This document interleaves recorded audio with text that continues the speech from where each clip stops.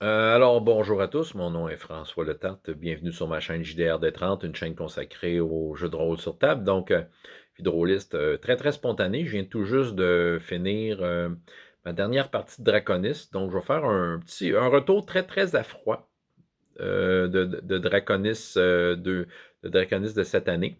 Donc, l'édition en ligne 2024, parce que, c'est ça, j'y ai participé. Un peu moins que les autres années pour l'édition en ligne, pour des raisons que j'ai nommées, là, il y a de cela pas si longtemps, là, en tant que tel, j'essaie d'un peu mieux gérer mon temps pour pas tout brûler mon énergie là, sur le jeu de rôle. Donc, tu sais, puis essayer de garder mon énergie pour juste être fonctionnel dans la vie. Parce que les autres années, j'y allais à fond, là, tu sais, je faisais toute la fin de semaine, puis tu sais, j'aimais ça, puis on s'entend, c'était une belle fin de semaine, mais j'avais autre chose. Mais je suis quand même content d'avoir participé encore une fois à l'édition en ligne. Je trouve que c'est une belle occasion de juste mettre le doigt sur, OK, voici la date et voici le rendez-vous. Euh, dans toutes les parties, il y avait du monde que je connais vraiment bien qui s'y trouvait, du monde avec qui j'aime jouer. J'ai eu peut-être un ou deux joueurs plutôt nouveaux avec qui j'avais jamais joué. Ça aussi, c'est une belle occasion de faire ça, de présenter un jeu. Bon, OK.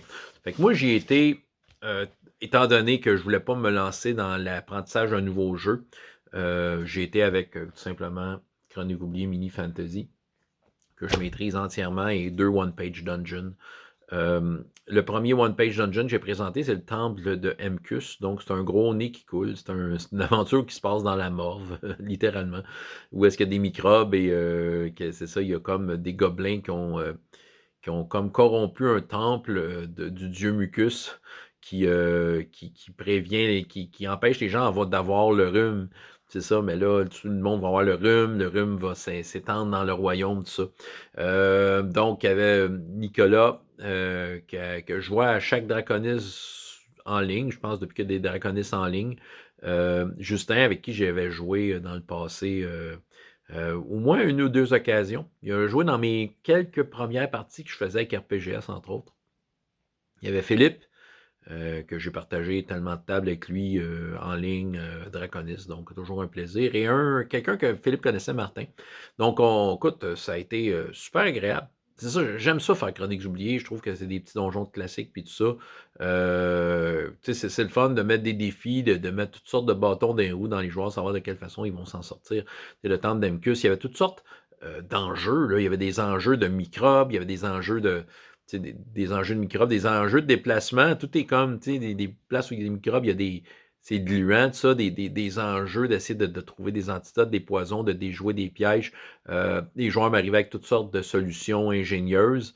Évidemment, j'y allais logique avec l'opposition de savoir de quelle façon ils déjouaient les plans des joueurs pour essayer de donner, comme toujours, un peu de challenge et de pression sur les personnages. Il a fallu que je coupe un peu les coins ronds à la fin, mais je ne sais pas à quel point ça a paru du côté des joueurs. Euh, c'est un peu. En fait, j'ai pris le pari de faire des séances de 3 heures, comme que je fais à la bibliothèque. Et ces deux scénarios-là, je les avais déjà fait à la bibliothèque, donc que je fais avec 3 heures. C'est sûr que, tu sais, peu importe le scénario, des fois, on se rallonge en longueur sur certaines parties. Dans le fond, parce qu'il se passe de quoi, puis c'est intéressant, puis on prend le temps qu'il faut pour le faire, ou il peut y avoir des combats. C'est un principe des jeux à la donjon. Des fois, il y a un combat qui prend une longueur qui n'est pas nécessaire. Parce que là, wow, t'as pas tout enlevé les points de vie de l'adversaire ou des choses comme ça. Euh, il a fallu que je coupe un peu les coins ronds, mais on s'entend, ça a quand même mené une belle conclusion. Mais c'est ça qui arrive. J'étais ambivalent. Est-ce que je faisais un 4 heures ou un 3 heures? De mon expérience, le 4 heures, surtout en ligne, mais même en présentiel, dans la convention, c'est très, très intense. Souvent, c'est des 4 heures qui sont très, très justes déjà. Mais la dernière heure, je pense, contribue au fait que ça soit juste parce qu'à un moment donné, on perd concentration, énergie, puis on se perd un peu vers la fin, puis on se sent un peu poussé. En 3 heures, on a au moins 3 heures où la tension est quand même assez présente.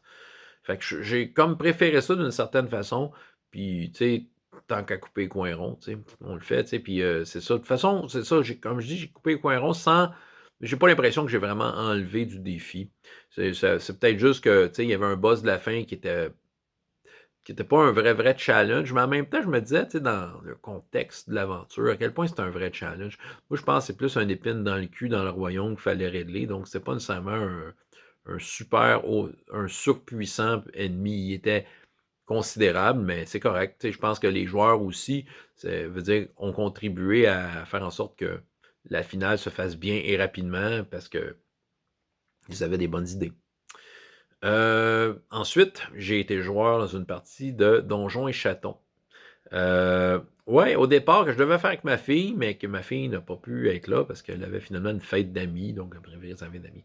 Bon, une partie que j'ai partagée encore une fois avec Philippe et son ami qui jouait avec moi hier à Chroniques oubliées. Il y avait Élise, avec qui je crois que j'ai déjà joué une fois, puis Maury, que j'ai déjà eu comme joueuse à Draconis, donc deux françaises. Euh, puis là aussi, c'était très agréable. OK, j'ai pu découvrir c'est quoi Donjons et Chatons. À la base, c'est pas mon genre de jeu, mais pourquoi je m'étais inscrit, c'était pour ma fille qui était pas là, qui, elle, est super intéressée par ce jeu-là. Elle me demandait, ah, j'aimerais savoir ce jeu de rôle-là, puis il n'est pas trouvable au Québec. Ce que je lui ai pas dit à ma fille, c'est que j'ai acheté le PDF, puis j'ai l'intention de lui faire une version imprimée, là, reliée là, chez Bureau en gros, là, ou une place de même. Fait que, tu sais, je vais lui faire ça, puis elle va pouvoir essayer ça. Mais en même temps, ça m'a permis d'essayer la mécanique de jeu qui est vraiment. Écoute, point de vue mécanique, ce jeu-là, il fait vraiment sens. C'est un jeu qui marche avec des D6. C'est un roll under, donc tu roules égal ou moins ta caractéristique qui est testée. Tu as trois caractéristiques, en fait. Tout est basé sur trois caractéristiques. Le costaud, le malin et le mignon. Puis chaque fois que tu roules égal ou moins ta caractéristique, tu as un succès. Puis dans le fond, il faut que tu détermines le nombre de succès nécessaires pour réussir une activité.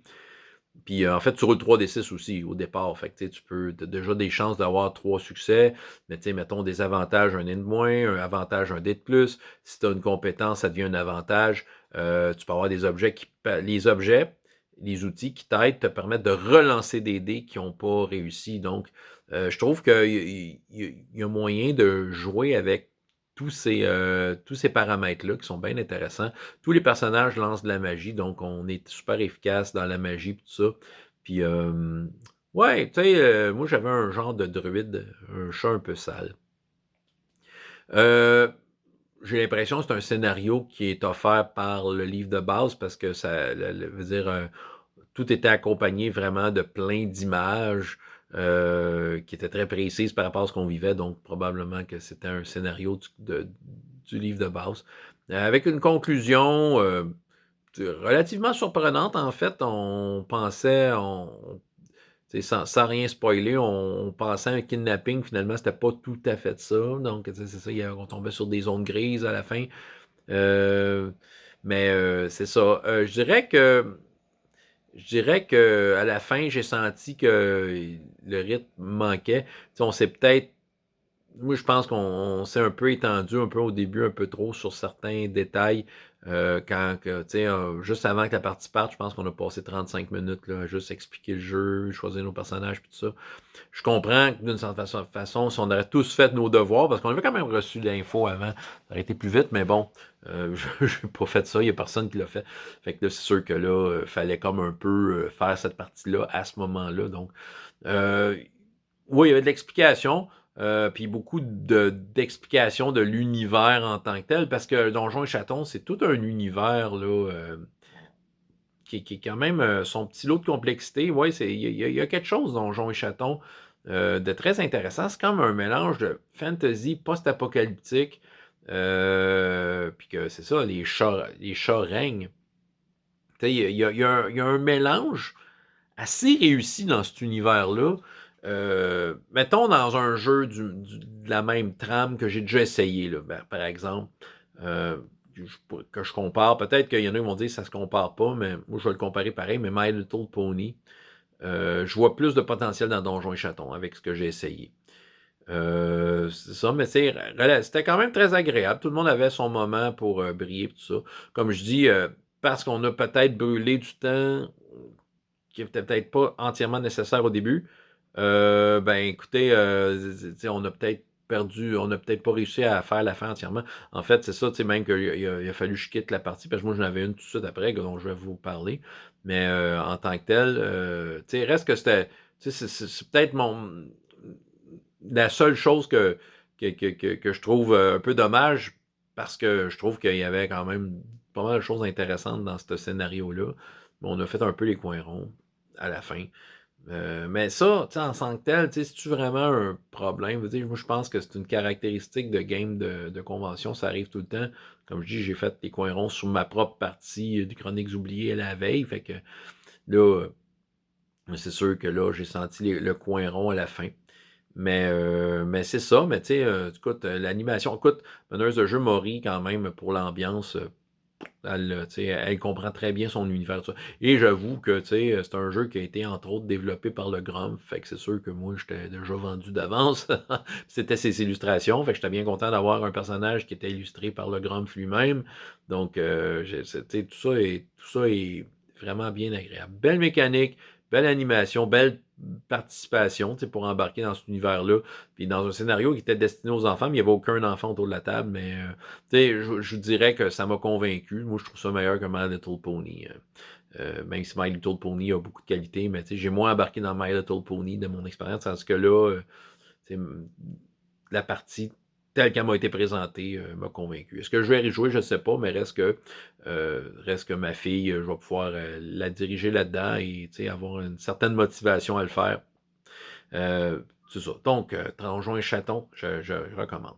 Disons que mon point culminant de la fin de semaine, c'est la partie que je viens de terminer. Donc, je revenais avec Chroniques oubliées, Mini Fantasy, et un autre scénario de One Page Dungeon que j'ai appelé le Temple ambulatoire. En fait, la partie en tant que telle tourne autour d'un défi seul et unique.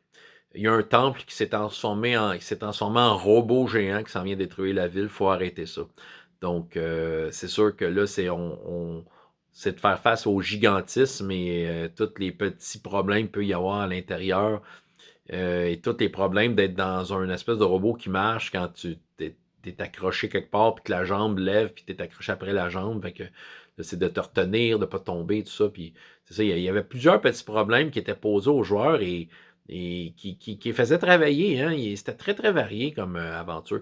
Deux des personnages de la veille sont revenus. C'était une de mes idées. C'était comme si jamais quelqu'un qui revenait d'une partie à l'autre, mais ils montaient de niveau. Donc, des personnages ont suivi de la veille et ont monté de niveau.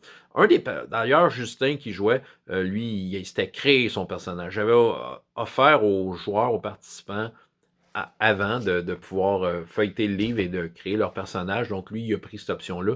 Tous les autres ont pris les pré-tirés. Donc, on avait Nicolas et Justin qui ont monté de niveau. Donc, on avait un savant et un prêtre nain. Puis là, les deux autres ont repris, en fait, exactement les deux autres personnages pré-tirés de la veille, que j'ai pas fait monter de niveau. C'était pas les mêmes joueurs. T'sais. Mais reste que quand même, entre niveau 3 et 4, Chroniques oubliées mini, il n'y a pas grande différence en termes d'efficacité. Puis même à ça, je leur mettais ça difficile. Là. Donc, il y avait un mariage dans la ville, et un magicien fou, jaloux de ce mariage-là, parce qu'il voulait se marier avec la belle, avait accès à ce temple-là d'Orin, le dieu de la mécanique dans RPGS, et a pu faire naître le robot marchand pour détruire la ville, pour punir bref, sa belle et sa famille, tout le monde qui se sont opposés à son mariage avec elle. Bref, elle voulait rien savoir de lui, c'est un gros con. Mais c'est ça, surtout qu'il veut détruire la ville, là, il avait tout perdu ses points, il a tout perdu ses chances. Mais c'est ça, écoute, cette aventure-là est le fun, vraiment le fun. Il y a vraiment plein d'affaires à faire. C'est juste de te garder en tête qu'est-ce qui se passe. Le robot fait un pas aux 30 secondes. OK, c'est quelle jambe qui bouge? Tu es sur quelle jambe présentement? À tel endroit, il y a toutes sortes d'ennemis, des squelettes attachés au plancher, des gargouilles, des machines qui font de la chaleur, de l'électricité. Vraiment, chaque scène était un enchaînement de choses, de défis. J'ai même mis une petite visite au dieu Orin à travers un artefact qu'ils ont trouvé. Donc, en plein centre, on peut rencontrer le dieu Orin et un peu soutirer des informations sur qu'est-ce qui se passe, c'est quoi cette machine-là, puis un peu comment l'arrêter, mais en même temps, il ne faut pas lui déplaire. Le dieu Orin, le dieu des machines, il est bien content de voir sa machine se promener. Fait qu'il faut que lui, il ait de quoi gagner. Là. OK, vous voulez l'arrêter? Oui, qu'est-ce que j'en échange? Fait que, évidemment, ils vont essayer de faire en sorte que les gens de la ville soient très, très fidèles à Orin et fabriquent plein de machines pour faire plaisir aux dieux. Puis c'est ça. C'est un peu ça le deal. Fait que le dieu Orin a accepté, a même octroyé un petit cadeau qui a été vraiment aidant à la fin. Lui, cette aventure-là, ça a été un 3 heures bien tapant, bien juste. J'ai pas fait les coins ronds. C'est ça, c'est pour ça que c'est peut-être un certain. Ça doit contribuer au point culminant, c'est que j'ai la satisfaction de dire que chaque étape de l'aventure a été bien exécutée, des bons plans, des bons jets de dés, des bonnes idées, et surtout un feu roulant d'événements différents, écoute, dire inattendus. C'est comme un environnement dans lequel tout peut arriver. Tu peux débouler des marches, tomber en bas, te faire brûler. C'est ça qui arrive. C'était vraiment c'est une grosse partie de plaisir, cette aventure-là. Ça va quasiment faire partie de mes top aventures de One Page Dungeon. Là. C'est sûr que je vais la refaire. À un moment donné ou un autre. Mais c'est ça. Donc, j'avais Justin et Nicolas de la veille. J'avais Catherine avec qui j'avais partagé, entre autres, Labyrinthe. Quand j'avais fait ma petite campagne de Labyrinthe. Donc, bien content de la retrouver. Et, joueur que je ne connaissais pas, Pierre-Jean. Donc, avec grand plaisir, j'ai rencontré Pierre-Jean. On a pu partager ça ensemble. Une belle équipe. Bref, j'ai eu un beau draconisme. J'ai déjà hâte au prochain en présentiel. Je vais essayer de travailler à être assez en forme pour participer avec autant d'intensité que les autres années parce que le draconisme en présentiel, c'est toujours un plaisir d'y aller. Là, donc, on verra, c'est en octobre, il y a bien des choses qui vont se passer d'ici là. Donc, c'était à froid de même mon retour sur Draconis. François Letarte, la version en ligne 2024. François Letarte, JDR30, et jusqu'à la prochaine fois. Et autant de plaisir dans la vie que dans les jeux. Au revoir. Là, j'ai dit au revoir, mais là, j'ai oublié. Puis je la garde au montage. Je l'enlèverai pas au montage. Je tiens à remercier l'équipe de Draconis qui, encore une fois, a réussi à créer cet événement-là, à le mettre en place, à s'assurer que tout soit clair, les inscriptions, que les suivis, ça soit super au point, que quand on répond quand on demande, on a des questions, on a des réponses qui sont quasi immédiates, sont vraiment présents pour nous aider, nous accompagner. Une belle équipe qui est encore très stable. Tu sais, oui, c'est en ligne. Tu sais, tous ces gens-là, j'aurais pu jouer avec eux n'importe quand. En fait, pas tant. On n'a pas tant le temps, mais tu sais, Draconis, c'est comme le moment de dire voici la date, voici le moment où on peut se rassembler. Fait que c'est avec grand plaisir que je peux me rassembler avec des gens à ce moment-là parce que je me dis c'est Draconis. C'est comme une façon de dire c'est le moment de le faire. Voilà, mais là, c'est ça que j'avais. Là, j'ai fini. À la prochaine, tout le monde.